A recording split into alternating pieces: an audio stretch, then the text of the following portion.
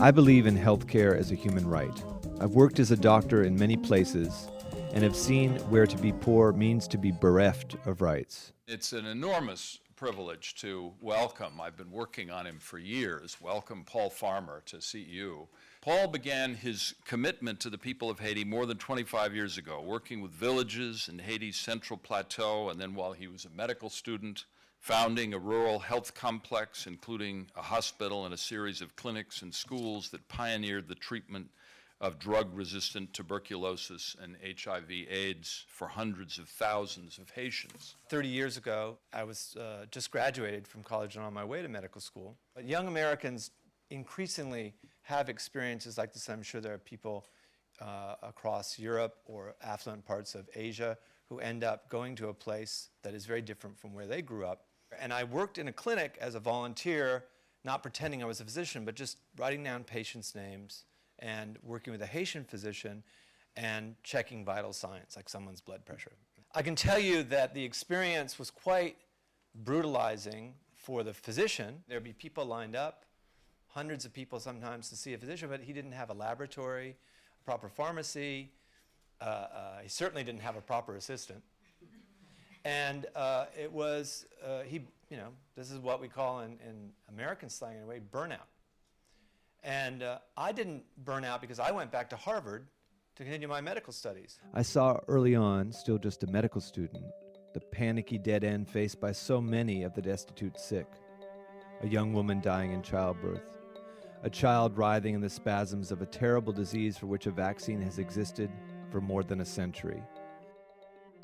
12 years more after my first trip, I'm lucky, again, back to Haiti. Starting with his work in Haiti, Paul, over the years, has become, I would say, the world's foremost strategist for combating disease in conditions of extreme poverty. When you're in the field and working every day to try and build up your capacity to respond as an NGO, first thing that you forget is the other parts of the formula, the public health system among them.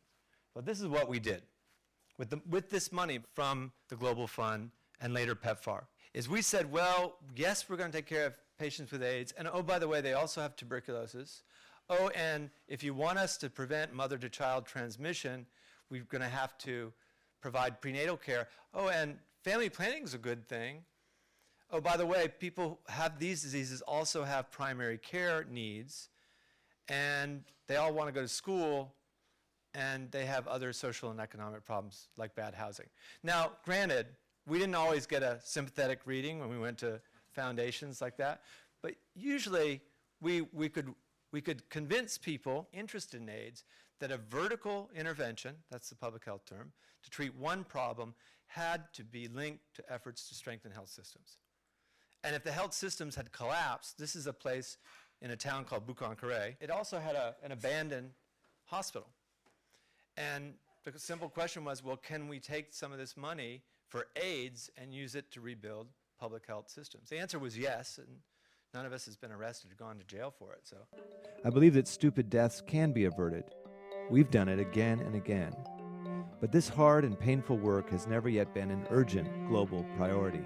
He's worked with the World Health Organization, with Partners in Health, the extraordinary organization, the NGO that he himself co-founded, and with the Open Society Foundations and many, many others. And he's developed treatment programs across the globe, in Haiti, in Rwanda, where he has made similarly intense commitments. We were lucky enough to be invited to Rwanda, and that was one of the best experiences of my professional life. The government invited us to work with them in order to build a national health system. And we said, well, we're really implementers. We don't trust ourselves enough on the policy front.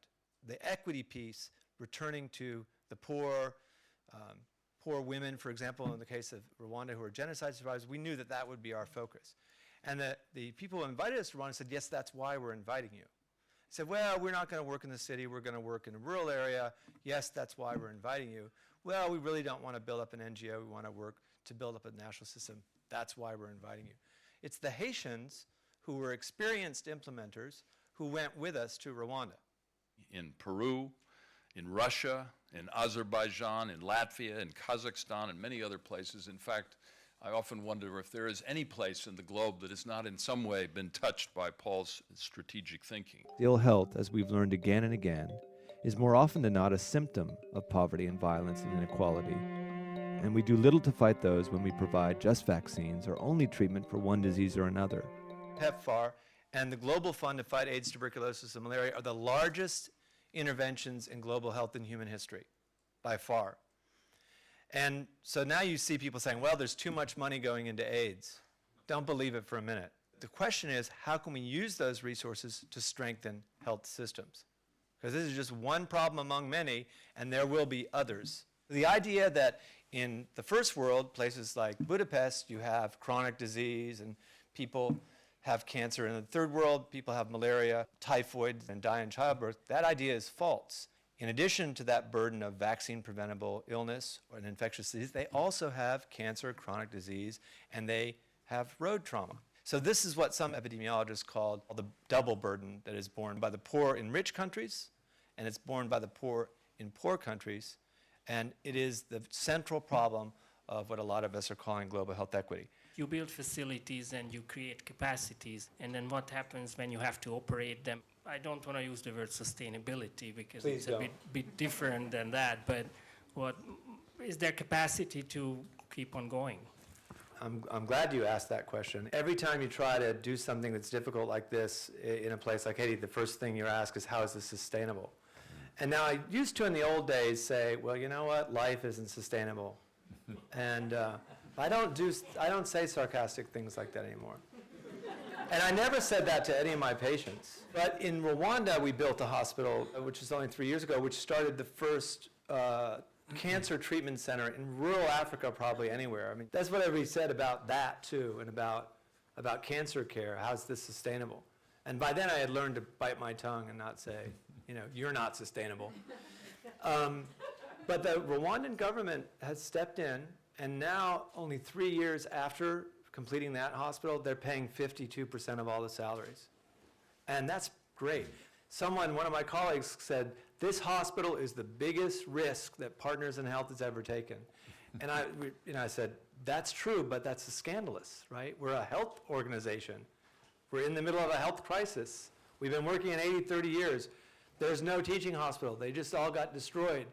And we're saying it's a risk for us to build the hospital. That notion of risk, which is flipped over, I'm sure you've all seen this, is completely inverted. It shouldn't be my risk that I'm worried about or the risk to Partners in Health. It should be the risk to poor people and people who are injured, like at the Boston Marathon. That's the risk we need to worry about, people dying unattended. Much of the work we do, praised as humanitarian or charitable, does not always lead us closer to our goal. That goal is nothing less than the refashioning of our world into one in which no one starves, drinks impure water, lives in fear of the powerful and violent, or dies ill and unattended.